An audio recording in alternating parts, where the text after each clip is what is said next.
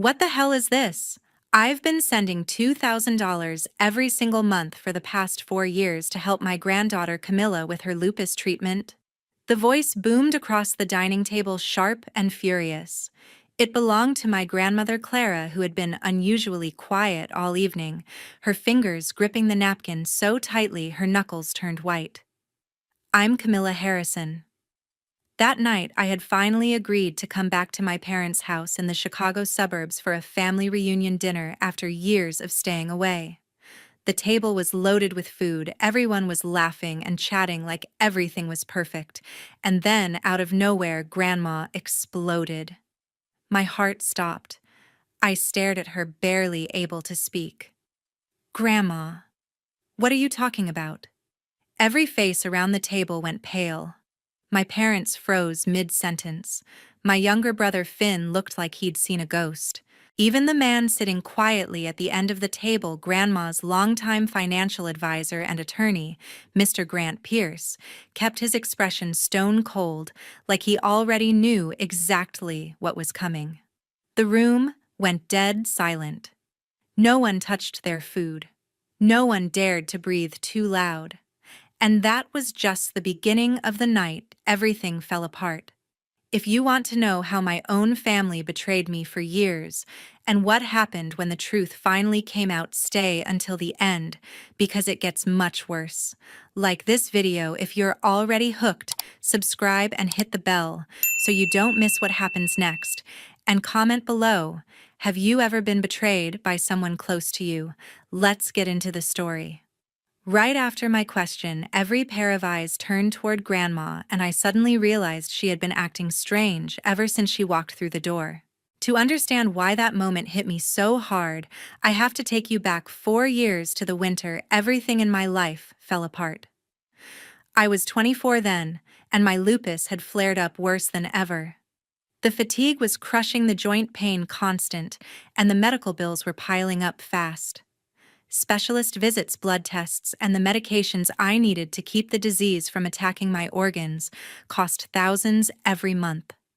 I was still living at home, trying to hold down a basic office job while managing the illness.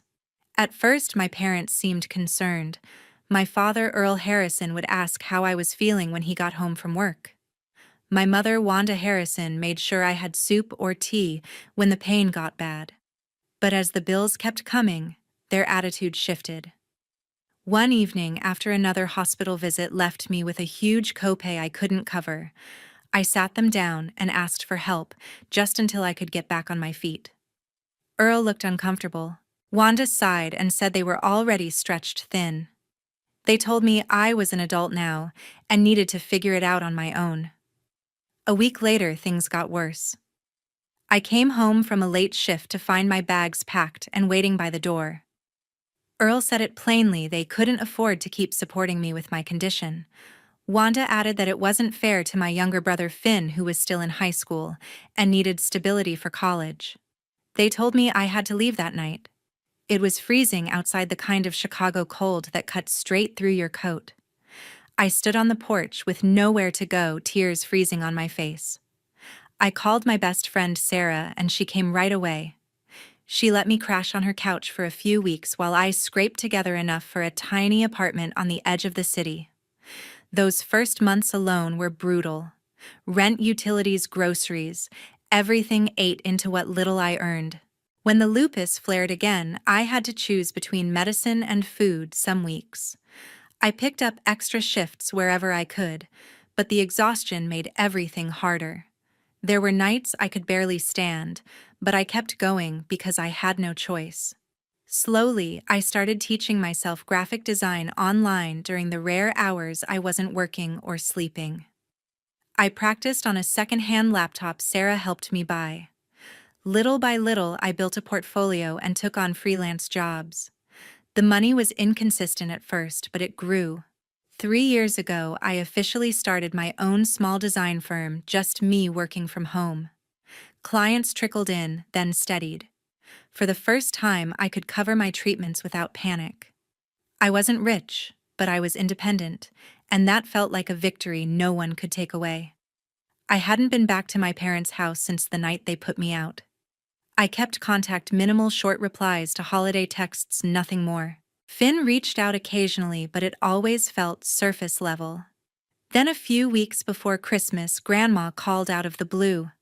Her voice was warm, as always, asking how I was doing and saying she missed me. She told me the family was planning a big reunion dinner at my parents' place and insisted I come. It's been too long, Camilla. Please, for me. I hesitated, but I've always had a soft spot for her. She's the one person in the family who never made me feel like a burden, so I said yes. The night of the reunion, I drove over with a knot in my stomach. The house looked different, new siding holiday lights strung perfectly, that shiny SUV parked out front. Inside, the table was set like something out of a magazine, prime rib, fancy sides, expensive wine. Dad greeted me with a big hug that felt forced. Mom smiled too wide and kept touching my arm like she was proving something. Finn, now in college, talked nonstop about his classes and new friends, glancing at Grandma every few minutes to see if she was impressed. They all fawned over Grandma the whole evening, refilling her glass before she asked, laughing loud at her stories, bringing out dessert like it was a celebration just for her being there. It was over the top even for them. I sat quietly, picking at my food, wondering why I had come. And then, Grandma dropped the bomb that changed everything. Grandma looked at the folder for a long moment, then lifted her eyes with an expression of pain I had never seen on her face before. The evening had started with small talk that almost felt normal. Grandma had turned to me early on, her voice soft and caring. "How have you been feeling, Camilla? Is the lupus under control these days?" I managed a quiet answer, telling her the flares were less frequent and that I was handling things better. She smiled warmly, reaching across to pat my hand. "That's my girl. You've always been strong." For a brief second, the tension in the room eased, and I let myself believe the night might pass without incident. But Grandma's attention shifted. She straightened in her chair, her gaze moving slowly between Dad and Mom. The warmth in her voice faded, replaced by something colder, more deliberate. "Since we're talking about Camilla's health," she said evenly, "I've been sending $2,000 every month for the past 4 years. That money was meant strictly for her lupus treatment, medications, appointments, whatever she needed to stay on top of the disease." The words landed like stones. Dad's face tightened. He set his glass down carefully and tried for a light chuckle. "Mom, you really don't need to concern yourself with the details. Camilla sometimes struggles with managing finances, so Wanda and I have been handling it responsibly, making sure everything goes toward her care." Mom nodded quickly, her voice pitched with practiced worry. "Yes, we've always prioritized her well-being. You know we'd never let anything happen to her." I felt the heat rise in my cheeks. Their eyes flicked to me, expectant, as if I would back them up or stay silent. The old habit of avoiding conflict tugged at me, but this time I couldn't. My voice came out barely above a whisper, trembling. "I've never received a single dollar of that money." Grandma's head snapped toward me. Her eyes widened, searching my face for any sign I was mistaken or exaggerating. When she saw I wasn't, the color drained from her cheeks. Pain flashed across her features, raw, unguarded hurt that made my chest ache in a different way. The table went completely still. Finn stared at his plate. Dad's mouth opened, then closed. Mom's hand fluttered to her necklace, twisting it nervously. Grandma didn't raise her voice. She didn't need to. She turned deliberately to the man at the end of the table. Mr. Grant Pierce had been quiet all night, observing everything with professional detachment. He had handled Grandma's financial affairs for over a decade, trusts, investments, transfers, ever since she retired from her business. She gave him one small nod. Mr. Pierce reached into his briefcase without hurry. He pulled out a thick folder and laid it on the tablecloth with a deliberate thud. Then he opened it, spreading several pages so everyone could see. "These are the full records," he said in a calm, factual tone. "Every monthly transfer from your personal account to Wanda Harrison's account. $2,000 on the 3rd of each month, 48 consecutive times." He pointed to the highlighted lines. The amounts were exact. And on every single transaction, the memo field read the same: support for Camilla Harrison's lupus treatment. Then he flipped to the next set of statements: Mom's bank records. The deposits appeared clearly timed perfectly, but after each one there was no corresponding outgoing transfer to me. No deposits into my account, no payments labeled for my care, nothing. $96,000 in total meant for my survival vanished into their lives without a trace leading to me. Dad leaned forward slightly as if to object, but the words seemed stuck. His face had gone from pale to flushed. Mom's eyes filled with tears that didn't fall, her lips pressed tight. They exchanged a quick glance, panic passing between them. Grandma studied the pages in silence. Her finger traced one line then another as if confirming the numbers herself. The hurt in her eyes deepened with every entry she read. This wasn't just about the money. It was the realization that her own daughter and son-in-law had used her love for me as a tool for years. I sat frozen, staring at the proof. All those months I had rationed medication, skipped follow-ups to save money, worked through pain that left me bedridden for days. It all played back in my mind. While I fought alone, they had been receiving help meant for me, and never passed it on. The silence stretched heavy and oppressive. No one offered an explanation. No one tried to justify it. The evidence was undeniable, printed in black and white. Grandma finally looked up from the papers. Her eyes were moist, but her expression had hardened into something resolute. Grandma finally looked up from the papers. Her eyes were moist, but her expression had hardened into something resolute. She gave no one a chance to interrupt or deflect. With the same composed tone she used in boardrooms years ago, she addressed Dad and Mom head-on. "Now that we've seen where the money didn't go," she said coolly, "let's examine where it did." Mr. Pierce, sensing her intent, opened his briefcase once more and arranged a fresh set of documents beside the bank statements. Grandma acknowledged them with a slight tilt of her head and proceeded. "Two family vacations to Europe come to mind first," she began. The initial trip to Italy, round-trip flights for 4 private guided tours in Rome, Florence, and Venice, plus stays at 4- and 5-star hotels along the Amalfi Coast. Booked and fully paid shortly after one of my transfers arrived. The corresponding records appeared: airline confirmations, tour, operator receipts, hotel folios, all charged to the same account that received her monthly deposits. The timing was exact down to the day. Grandma continued without inflection. The second trip the following year to France. Flights again, a week in Paris with museum passes and river cruises, followed by several days touring castles in the Loire Valley and wine tastings in Bordeaux. Again, reservations and payments finalized within days of another deposit clearing. More pages slid forward, additional itineraries, restaurant charges at renowned spots, and luxury train tickets between cities. The pattern held firm. Then there's the extensive smart home installation completed roughly 18 months ago, she went on.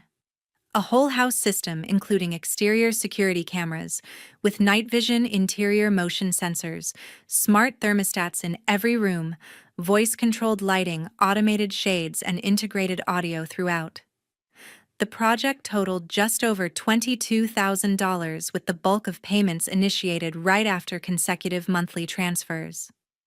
Contractor proposals, itemized bills, and installment records from a certified smart home specialist confirmed every detail, timestamps aligning perfectly. And finally, Grandma said, motioning toward the large window overlooking the driveway, the SUV parked out front. "Acquired last spring." The down payment was significant enough to require a sizable withdrawal, the exact amount drawn the same week one of my transfers posted.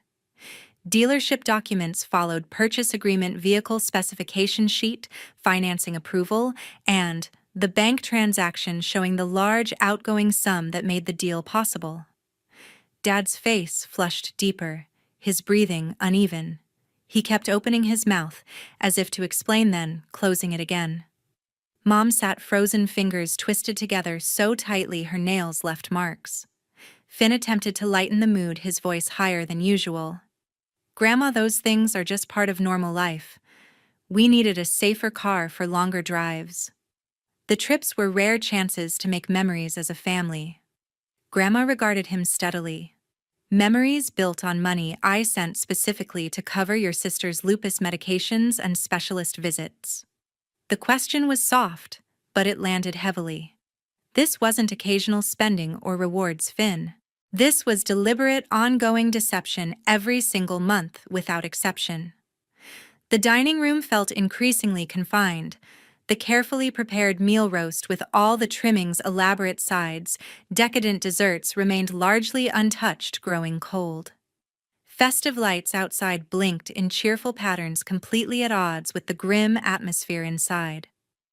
Grandma rested her hands on the table, palms down. "I will not permit this to be dismissed or minimized. What has happened here is not a private family issue. It is calculated fraud, and I intend to see it addressed properly." The statement carried absolute finality. Dad tried once more to speak, managing only a strained sound before stopping. Mom's shoulders began to shake slightly, silent tears finally spilling.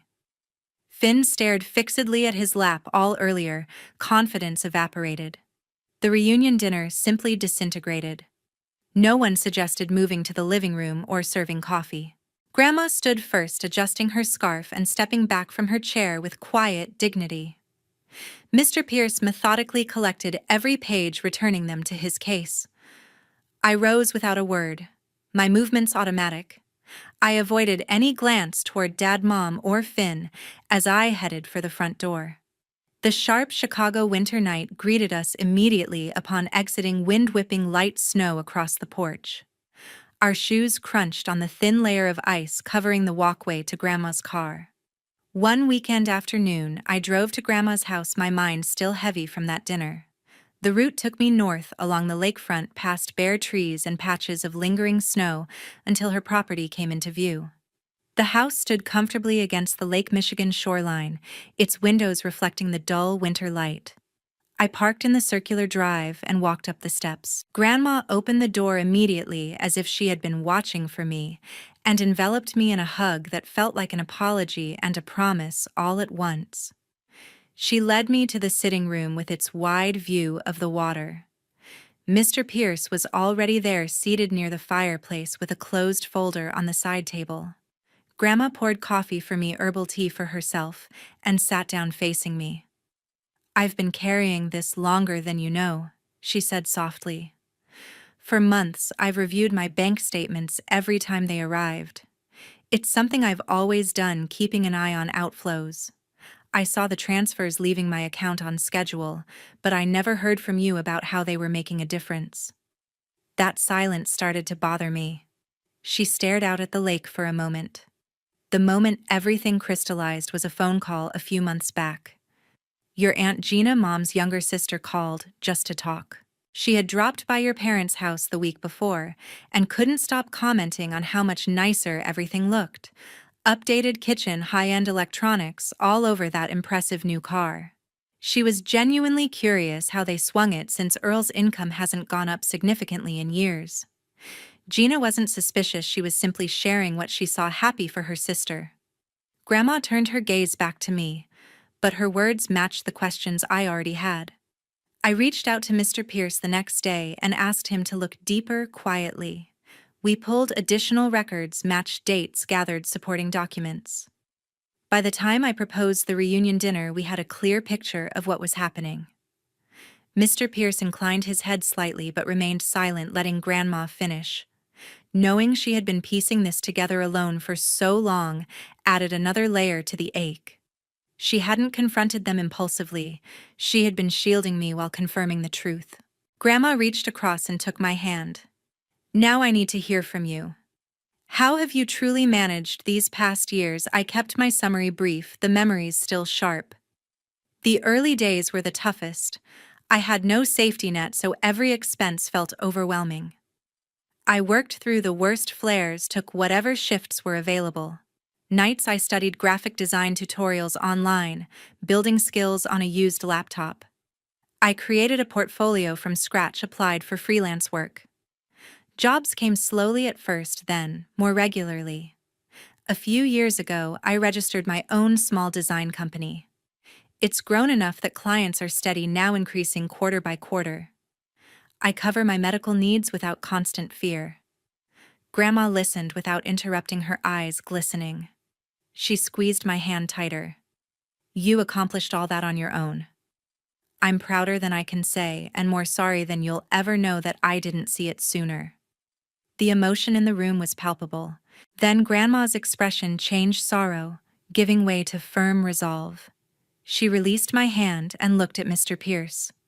We're ready. Put together the complete case: fraud, embezzlement, misappropriation of funds. File as soon as possible. Mr. Pierce met her eyes. I'll begin drafting immediately.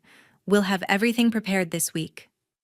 Grandma turned back to me, her voice steady. This will be handled properly, Camilla. They won't escape the consequences. After months of tense waiting, the day of the final court ruling finally arrived. It started about 2 months after Grandma's decision to file. My phone began ringing one morning with Mom's number on the screen. I let it go to voicemail the first few times, but she kept calling. When I finally answered, her voice was thick with tears. Camilla, please, she sobbed. Talk to your grandmother. Beg her to drop the lawsuit. We're so sorry. We never meant for things to go this far. The family is falling apart. We're struggling badly now. Please, for all our sakes. I listened in silence for a moment. The pleading felt familiar, but this time it was for their own survival. You had years to think about this, I said quietly. It's too late. I ended the call. The messages came next. Dad sent long texts blaming me for tearing the family apart, calling me ungrateful after everything they had done raising me. Finn's were shorter, angrier, accusing me of being heartless for suing my own parents and brother. He wrote that I was destroying his future too. I replied once to Mom's follow-up voicemail. This isn't about revenge. It's about what was taken from me. Then I blocked all 3 numbers. The silence that followed was a relief I hadn't expected. The legal process dragged on longer than anyone hoped. Preliminary hearings stretched over weeks, then months. Mr. Pierce handled everything with steady precision, filing motions, responding to delays from the defense. Grandma kept me updated, but I stayed out of most details, focusing on my work instead. Finally, the trial date arrived at the courthouse in downtown Chicago.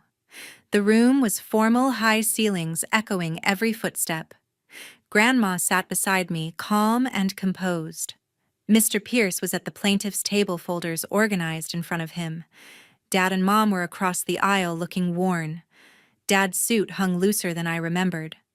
Mom kept her eyes down, clutching a tissue. Finn sat behind them, arms crossed, staring ahead. Mr. Pierce presented the case methodically. He started with the bank records: 48 consecutive transfers totaling $96,000 over 4 years. Each memo line identical support for my lupus treatment. Then came the spending evidence. He displayed enlarged statements showing deposits into Mom's account, followed almost immediately by large outflows, payments for European vacations, the smart home installation, the SUV purchase. Dates matched exactly, no gaps. The defense attorney argued weakly that the money was simply intra-family assistance with no malicious intent. This was parental support, he claimed. No formal agreement existed because trust was assumed. Mr. Pierce countered smoothly, pointing out the consistent memos designating the funds for my medical care, the complete absence of any transfers to me, and the pattern of luxury expenditures timed perfectly with receipts. The judge listened without interruption, reviewing the exhibits carefully. When both sides rested, he took only a short recess before returning with the verdict. He addressed Dad and Mom directly. The evidence shows a clear and sustained misappropriation of funds intended for the plaintiff's medical needs. The defendants received and spent $96,000 over 4 years without ever directing any portion to its stated purpose. He paused, then continued. Therefore, Earl Harrison and Wanda Harrison are ordered to repay the full amount of $96,000, plus compounded interest for the period of delay. The gavel fell with a sharp crack. The ruling was final. No appeals likely to succeed on such clear documentation. Dad slumped forward. Mom finally broke down quietly. Finn looked stunned as if the reality had just hit. Grandma placed her hand on my arm, steady and warm. When everything finally settled, I realized I had truly turned the page to a new chapter. Months had passed since the court order. One ordinary morning, I checked my bank app and saw the full amount deposited, $96,000 plus the accrued interest. It was real, official. The weight of those stolen years returned to me.